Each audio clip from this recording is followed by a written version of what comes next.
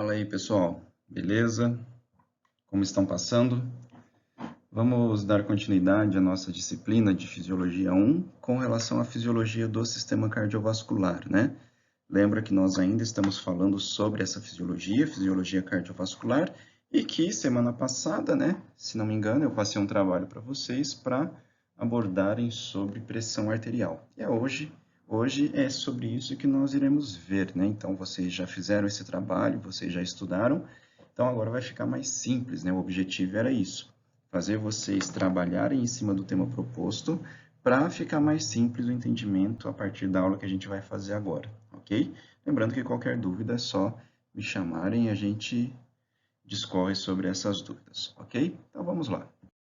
Bom, para se manter a pressão arterial, nós temos dois mecanismos principais, certo? Que é um mecanismo hormonal e que é um mecanismo neural, ok? Mecanismo neural, vamos imaginar da seguinte maneira, ok? Tive um trauma abdominal, tive uma ruptura de algum órgão interno e estou perdendo sangue, né? Lógico, essa situação ela tem que ser revertida o quanto antes, senão o paciente vem a óbito. Mas só um exemplo, só para nós entendermos. O primeiro mecanismo ativado é o mecanismo neuronal, ok? Só que esse mecanismo neuronal, ele permanece por um curto espaço de tempo, ou seja, em torno de 2, 3, 4 minutinhos, esse mecanismo neural, ele está ativado. Só que depois ele se adapta e, abre aspas, ele desliga. Para se manter um controle efetivo dessa pressão arterial por um longo período, ou pelo período que for necessário, nós temos ativação de mecanismos hormonais. Então, digamos assim, primeiro de tudo, o mecanismo neural ele é ativado para compensar a baixa na pressão arterial. E logo em seguida, ou concomitantemente, nós temos esses mecanismos hormonais que vão permanecer pelo tempo que for necessário. Lógico, desse exemplo que eu dei para vocês, de uma ruptura de um órgão interno e uma hemorragia abdominal, digamos assim, lógico que o paciente vai vir a óbito dentro de alguns minutos, ou no máximo de algumas horas, se isso não for revertido, né? Mas só para a gente entender, primeiro eu tenho o mecanismo neural e depois eu tenho mecanismos hormonais. E é sobre isso que a gente vai falar na aula de hoje. Antes de entrarmos propriamente dito no controle da pressão arterial, né, nós precisamos entender que, para o meu corpo manter a minha pressão arterial, eu preciso de alguns fatores, né, de alguns eventos. Um deles está aqui, ó.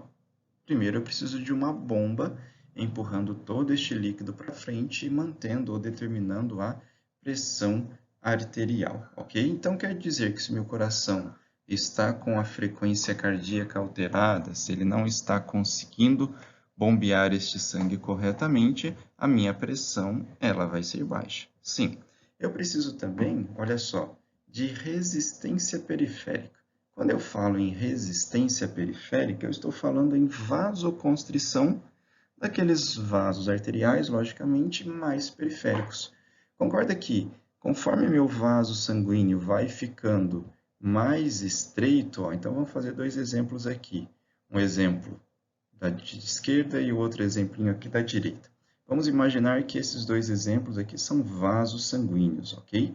Concorda que esse vaso aqui, esse desenho da esquerda, ele tem um certo diâmetro e o fluxo e o sangue vai passar com uma certa facilidade, digamos assim, por este vaso.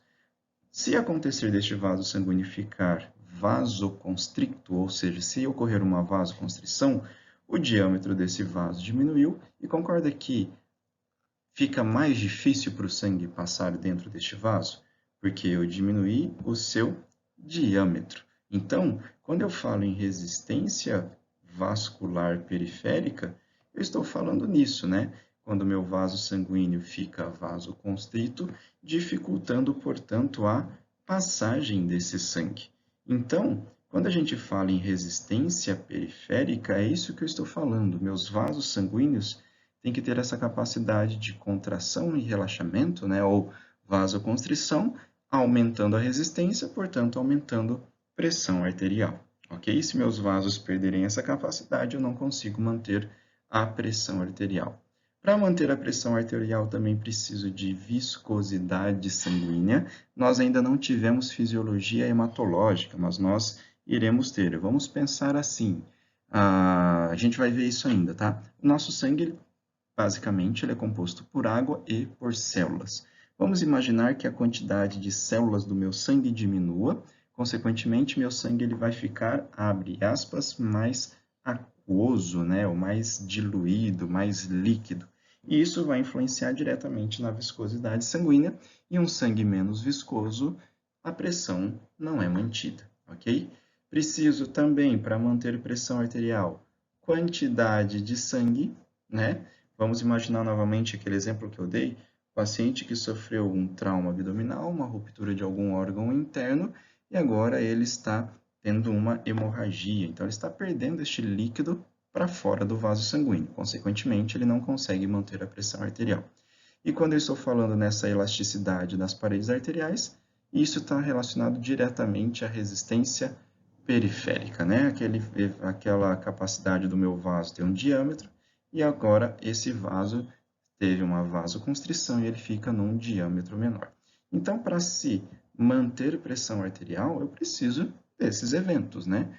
Vamos pensar, tá tudo certinho, só que agora estou perdendo sangue, meu volume de sangue não está correto, minha pressão arterial vai diminuir. Ou está tudo certinho, só que meu coração não consegue bombear esse sangue corretamente. Então, a minha pressão arterial também ficará prejudicada, ok? Então, para se manter a pressão arterial, eu preciso de todos esses eventos.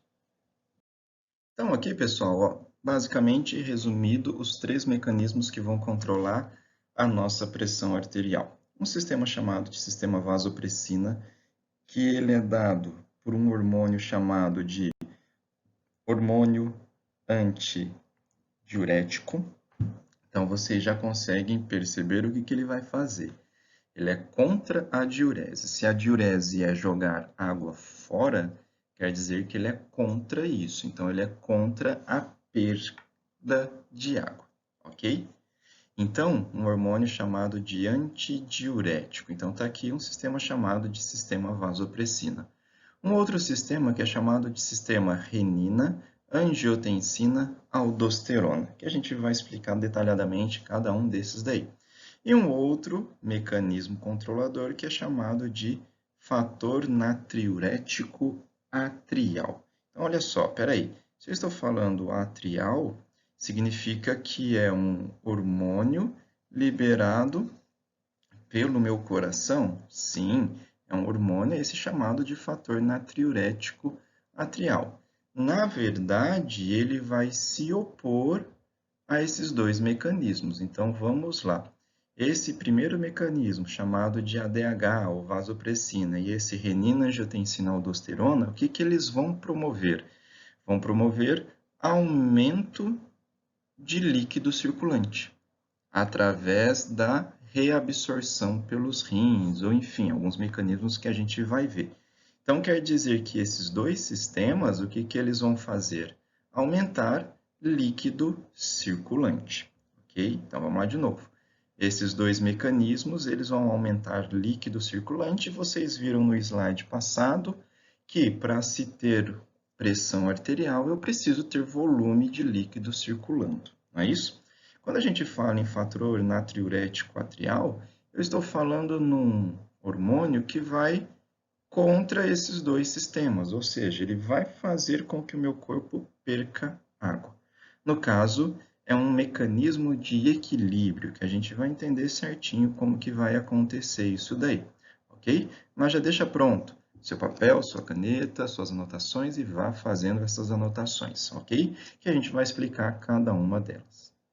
Então, olha só, pessoal, o primeiro mecanismo controlador da pressão arterial é isso que a gente vai chamar de sistema vasopressina ou ADH, hormônio antidiurético. Lembra que eu falei para vocês? 2 mecanismos básicos controlam a nossa pressão arterial. Um mecanismo neuronal e um hormonal. Só que o neuronal, ele é imediato, só que ele dura pouquinho, né? E o hormonal, ele demora um pouco mais para agir, só que ele vai ter um efeito pelo tempo que for necessário. Então, quando eu estou falando em resposta neuronal, eu estou falando em alteração nesses carinhas aqui, ó. no que nós chamamos de barorreceptores. Eles vão detectar e daqui a pouquinho a gente vai mostrar onde que eles estão localizados. Ou seja, já vou falar, depois eu vou mostrar um desenho. Eles estão localizados lá no arco aórtico e no seio carotídeo, né? Então, eles detectam variação de pressão arterial. Detectaram essa variação de pressão arterial, o que eles vão fazer? Mandar essa informação, ó, que a gente chama de informação aferente, vocês já viram isso, para onde? Para o hipotálamo. Hipotálamo é o que controla o nosso centro endócrino, né? Então é lá que vai ter a liberação de todos os hormônios que vão controlar o nosso corpo. Então ele diminuiu essa pressão nesses barorreceptores. Essa informação aferente foi até o hipotálamo. Hipotálamo vai mandar essa informação para onde? Para a hipófise posterior. Só relembrando, nós vamos ter uma hipófise anterior e uma hipófise posterior. Então, nesse caso, eu estou falando da hipófise posterior. E nessa hipófise posterior, eu tenho esse hormônio armazenado. Então, quer dizer que esse ADH ele é produzido no hipotálamo e ele é armazenado na hipófise posterior. Quando eu tenho uma diminuição de pressão desses barorreceptores, essa informação vai para o hipotálamo. Esse hipotálamo libera esse ADH que estava lá na hipófise posterior. E esse ADH vai agir aonde? Ele vai agir lá nos nossos rins, numa região que já já a gente vai falar, ok? E esse ADH, o que ele vai fazer? Vai causar, olha só, vasoconstrição numa arteríola chamada de arteríola aferente. Daqui a pouquinho eu mostro esse desenho para vocês. E causando essa vasoconstrição na arteríola aferente, eu vou diminuir filtração, ou seja, diminuo filtração, diminuo a quantidade de líquido que vai ser jogado fora. E também esse ADH vai lá nos túbulos renais, principalmente túbulo contorcido distal, túbulo coletor, ducto coletor, e faz com que a água que seria jogada fora seja reabsorvida. Então, olha só o que esse hormônio fez. Pegou aquela água que eu ia jogar fora e reabsorveu. Diminuiu o fluxo de sangue para os nossos glomérulos, né? Então, se diminui fluxo sanguíneo para os glomérulos, diminui filtração, diminui eliminação de água. Então, tudo isso aconteceu porque a minha pressão arterial diminuiu. E esses carinhas chamados de barorreceptores identificaram isso. Minha resposta neuronal foi essa: enviar uma informação lá para o hipotálamo. Pronto, esse foi meu mecanismo neuronal. A partir daí, a gente vai ter liberação de hormônio, né? Então, aí a gente já está falando na parte hormonal do controle da pressão arterial, ok? Então, lembrem disso. Diminuiu a pressão arterial, barorreceptores identificaram isso, mandou essa informação, logicamente, essa informação via sistema nervoso, né? Via neuronal, essa informação foi até o hipotálamo.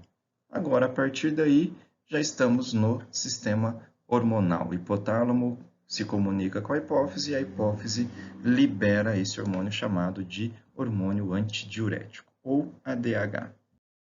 E aqui só para a gente compreender, né, onde que estão localizados esses barorreceptores. Eu tenho barorreceptores aqui no arco aórtico, né, logo na saída do ventrículo esquerdo, né, logo depois que sai do ventrículo esquerdo, e eu tenho esses barorreceptores localizados aqui, ó, no seio carotídeo, que é onde ocorre a bifurcação. Então, só para a gente compreender, né, ó, carótida comum, direita, esquerda, carótida comum, e aí ela se transforma numa carótida externa e numa carótida interna. Então, numa carótida externa e numa carótida interna.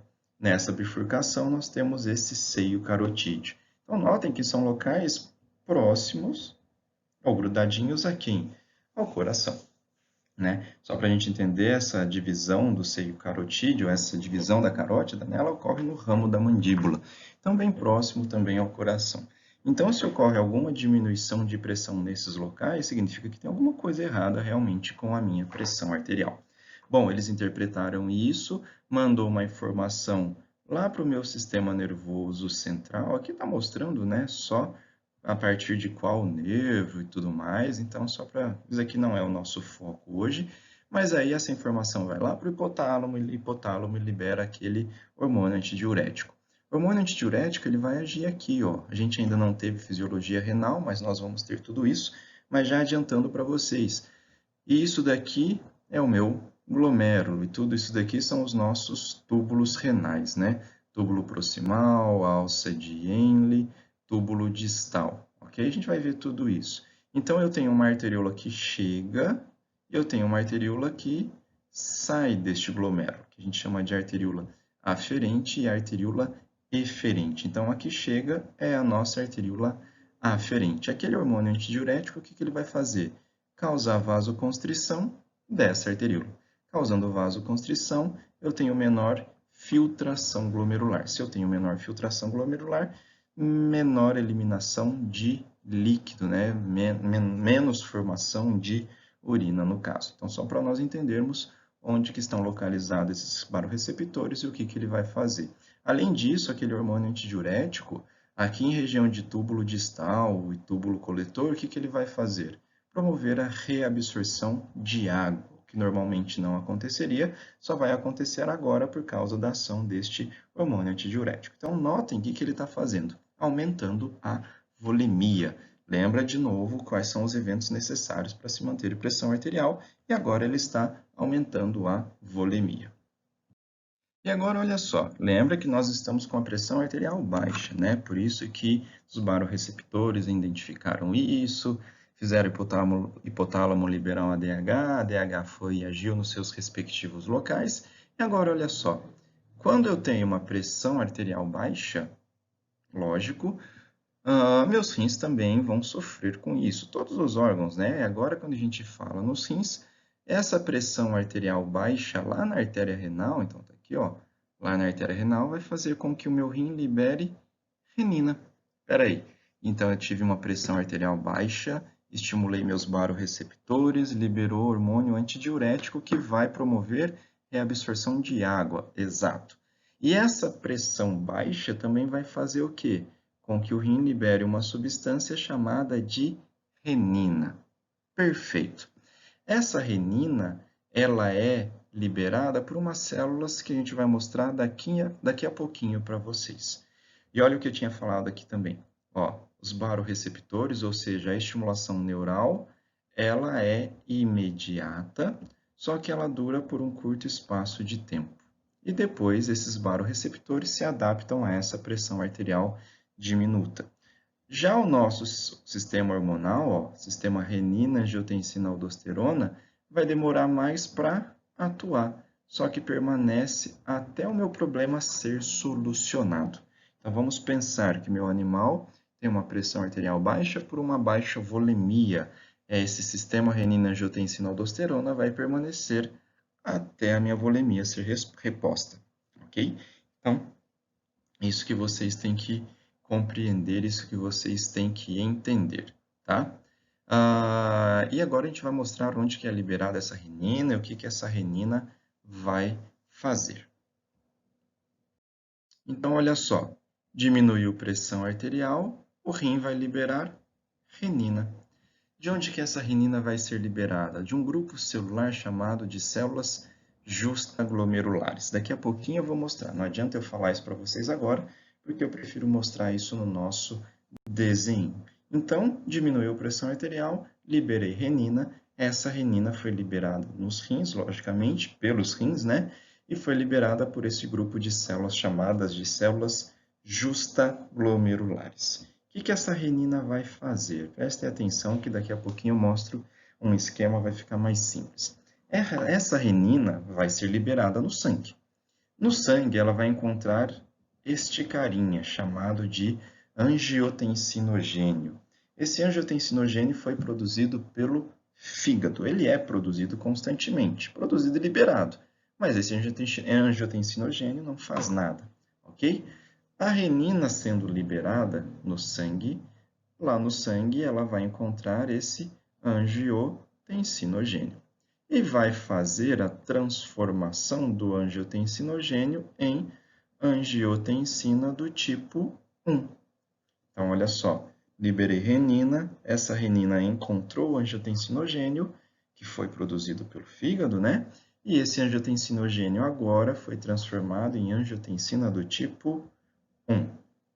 Essa angiotensina do tipo 1 continua no plasma sanguíneo, e agora, a hora que ela passa lá no pulmão, ela encontra uma enzima conversora de angiotensina, o que a gente chama de ECA, né? Enzima conversora de angiotensina, que vai fazer a angiotensina 1 ser transformada em angiotensina 2. E essa angiotensina 2, ela vai causar diversos efeitos, que a gente vai mostrar daqui a pouquinho para vocês. E também ela vai lá numa glândula chamada de glândula adrenal ou suprarrenal e vai fazer com que esta glândula libere uma outra substância química conhecida como aldosterona. O que essa aldosterona vai fazer? Daqui a pouquinho também a gente vai falar sobre isso, né? Mas fique claro isso. Renina foi produzida pelos rins mediante uma diminuição de pressão arterial. No sangue encontrou o angiotensinogênio que foi produzido pelo fígado, não é isso? E agora essa renina transformou o angiotensinogênio em angiotensina do tipo 1.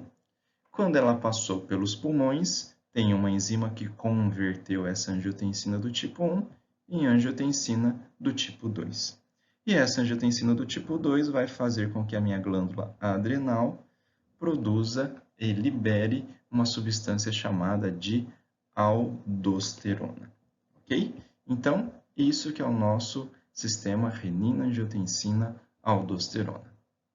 Então, aqui eu peguei, né, o nosso glomérulo apenas, né? Olha só, nosso glomérulo, arteríola aferente, arteríola eferente, isso daí a gente vai ver na fisiologia renal, tá, pessoal? Mas só para a gente começar a compreender. Peguei esse desenho, eu aproximei, então aqui está mostrando o contrário, né? Olha só, arteríola aferente, arteríola eferente. Então, o fluxo sanguíneo é esse, né? Chega aqui, vai para o glomérulo, tal, e agora ele sai aqui. Tanto faz, só para a gente compreender. Então, quer dizer que se diminuiu a pressão arterial lá na artéria renal, diminuiu a quantidade de sangue nessas arteríolas e na arteríola aferente. Olha quem que eu tenho localizado aqui, ó. E isso daqui é chamado de células justaglomerulares. Então, diminuiu a pressão arterial, essas células vão ser sensibilizadas, vão liberar renina, e essa renina vai cair aqui, ó, na arteríola eferente. Então, essas células justaglomerulares identificaram essa diminuição de pressão arterial, produziram e liberaram renina, e essa renina, ó, caiu aqui na arteríola eferente, e agora ela já está no sistema circulatório, ok? Então, só para nós compreendermos onde que estão localizadas essas células justaglomerulares que vão produzir a nossa renina. E aqui é legalzinho para a gente compreender aquele sistema, renina, angiotensina, aldosterona, não é isso? Então, olha só, diminuiu a pressão arterial lá nos rins, o que os rins fizeram? Liberaram renina, não é isso? Renina vai encontrar com quem? Com o angiotensinogênio que foi produzido lá no fígado. Então, renina encontrou angiotensinogênio e agora transformou isso em angiotensina do tipo 1. A hora que essa angiotensina, isso tudo no sangue, tá, pessoal? A hora que essa angiotensina passa lá pela pequena circulação, eu encontro uma enzima conversora de angiotensina, que vai transformar essa angiotensina do tipo 1 em angiotensina do tipo 2. A angiotensina do tipo 1 não tem efeito fisiológico, não tem efeito importante nenhum para a gente. A angiotensina do tipo 2, olha o que ela vai fazer. Vai lá nos vasos sanguíneos e causa uma vasoconstrição. Se eu causar uma vasoconstrição, eu vou aumentar a pressão arterial. A angiotensina do tipo 2 também vai lá naquelas glândulas que estão localizadas no polo cranial dos rins, olha só, as nossas glândulas adrenais ou suprarrenais, e fazem com que essas glândulas produzam e liberem aldosterona. O que a aldosterona vai fazer? Reabsorver sódio. Se o sódio é um sal, né? Se eu reabsorvo o sódio, quem vem junto é a água. Consequentemente, eu aumento volemia. Então, eu tenho um sistema que está causando vasoconstrição e um sistema que está causando aumento de volemia. Meu resultado final é aumento da pressão arterial. Isso é bom? Sim, no primeiro momento, ou enquanto eu tenho uma baixa diminuição de pressão arterial, sim, isso é legal, isso é bom para manter a minha pressão arterial. Só que lembra que eu disse para vocês, esse sistema ele permanece pelo tempo que for necessário. Agora vamos pensar, os meus vasos sanguíneos em vasoconstrição durante meses, concorda que meu coração vai ter que fazer mais força para empurrar este sangue por dentro desses vasos sanguíneos? Então, se isso acontece, eu já começo a ter efeitos deletérios também sobre o coração. Logicamente, eu estou falando a longo prazo, né? Eu estou falando de uma alteração crônica, ok? Então, só para a gente entender, isso é um ótimo mecanismo, sim, mas se isso perdurar ou se isso manter por uma forma crônica, isso começa a ser prejudicial. Então, aqui nós temos o nosso sistema renina-angiotensina-aldosterona. Comparem esse esqueminha com as anotações que vocês fizeram e ver se o que vocês anotaram estava correto. Então, está aqui, né? Sistema renina-angiotensina-aldosterona. Olha só, lembra que a angiotensina do tipo 1 não tem efeito fisiológico significante para a gente. O que é importante é a angiotensina do tipo 2. Quais são os efeitos mais importantes para a gente? Então, vamos ver aqui, vamos ver o que está escrito. Deixa eu apagar aqui para ficar mais limpo para a gente, né? Então, quais são os efeitos mais importantes? Está aqui, ó. Ele é um ótimo vasoconstritor. Se eu tenho vasoconstrição, eu tenho aumento de pressão arterial. Ele estimula liberação de aldosterona, lá na nossa glândula adrenal. Além disso, aumenta a sede e a vontade de ingerir sal. Peraí, se eu ingiro sal, eu tenho que beber mais água por causa deste sal, não é isso? Consequentemente, eu estou favorecendo o aumento de volemia. Estimula também a liberação daquele hormônio chamado de hormônio antidiurético. E a gente já sabe, já entendeu o que esse hormônio antidiurético faz. Se tiverem dúvidas, é só voltar lá atrás e ouvirem novamente, né, assistirem novamente sobre a ação do hormônio antidiurético. E também facilita a produção e liberação de norepinefrina ou epinefrina, que também é um vasoconstritor. Então, esses são os efeitos mais importantes da nossa angiotensina 2, ok? Lembrem-se, se isso daqui, ó, continuar por meses e meses, meu coração vai precisar fazer mais força para bombear este sangue. Consequentemente, eu terei efeitos prejudiciais ao longo do tempo, ok? E a nossa aldosterona, o que é a nossa aldosterona? Ela vai fazer. Lembra que a aldosterona é produzida lá pela glândula adrenal. Então, tá aqui, ó.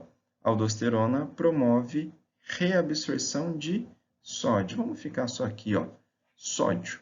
Se eu reabsorvo sódio, onde? Túbulo distal, túbulo coletor. Lá os túbulos renais. A gente ainda não teve fisiologia renal, mas a gente vai entender isso na hora que chegar lá, tá? Mas entendam isso, os nossos túbulos renais, diz os finais, né? Os túbulos coletores, túbulos distais sofrem a ação da aldosterona e essa aldosterona vai puxar de volta para o meu sangue sódio.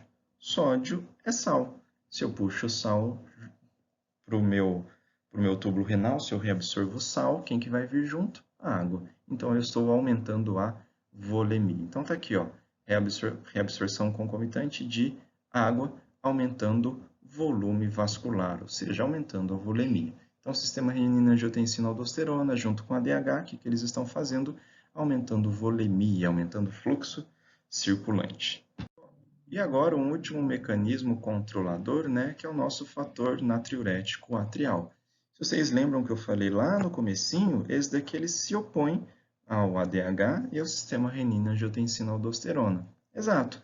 Vamos pensar. O que os outros dois sistemas eles fazem? Aumenta a volemia, né? Aumenta a quantidade de líquido circulante. Espera aí, se eu aumento a quantidade de líquido circulante, todo este líquido ele vai passar aonde? Pelo coração, pela nossa bomba. não é isso? Então, vamos pensar da seguinte maneira. Se está chegando muito líquido lá no coração, se eu tenho aumento do que a gente chamou de pré-carga, né, que nós já trabalhamos isso, se eu tenho um aumento dessa pré-carga, eu posso ter uma sobrecarga sobre as fibras musculares cardíacas, ou seja, aquela câmara cardíaca ela pode necessitar se distender para receber essa quantidade de líquido maior, não é isso? Só que isso, ora, vamos pensar assim, está chegando muito líquido, está chegando muito sangue lá na câmara cardíaca. E a câmara cardíaca está necessitando agora ficar distendida para receber todo este volume circulante. O que vai acontecer? Então, o meu átrio, não é isso? Onde que está recebendo o sangue, vai secretar esse peptídeo. Olha só, peptídeo secretado pelas células musculares cardíacas. Seu papel, olha só, é normalizar volemia sanguínea quando o meu átrio começa a ficar distendido. Então, aumentei a quantidade de líquido circulante, meu átrio agora precisa ficar distendido para receber toda essa quantidade de líquido, só que agora ele vai secretar um fator natriurético que vai fazer o quê? Vai lá nos rins e faz com que esses rins joguem fora sódio. Se eu jogo sódio fora, quem vai ser jogado fora junto também é a água. Então, olha só, são sintetizados no coração, na musculatura cardíaca, e regula, né, volume e pressão. Então, são sintetizados como pró-hormônios e depois eles vão ser ativados. O que eles vão causar? Diurese, ou seja, vai eliminar sódio. Então, está aqui, ó, natriurese, e eles vão causar vasodilatação periférica também. Causando uma vasodilatação periférica, eu vou diminuir aquilo que nós chamamos de pós-carga, ok? Então, eles são contrários ao efeito do sistema renina-angiotensina-aldosterona. Então, é um mecanismo de controle, tá, pessoal? Para evitar que eu tenha um grande volume circulante e este volume agora cause uma dilatação de parede ou uma dilatação de átrio, né? Então, isso daí é tudo para controlar e evitar que o átrio fique extremamente dilatado. Beleza, pessoal? Então, esse é o controle da nossa pressão arterial. Creio que vocês já estudaram sobre isso, por causa do trabalho que eu pedi, e agora nós alinhamos todas as nossas ideias.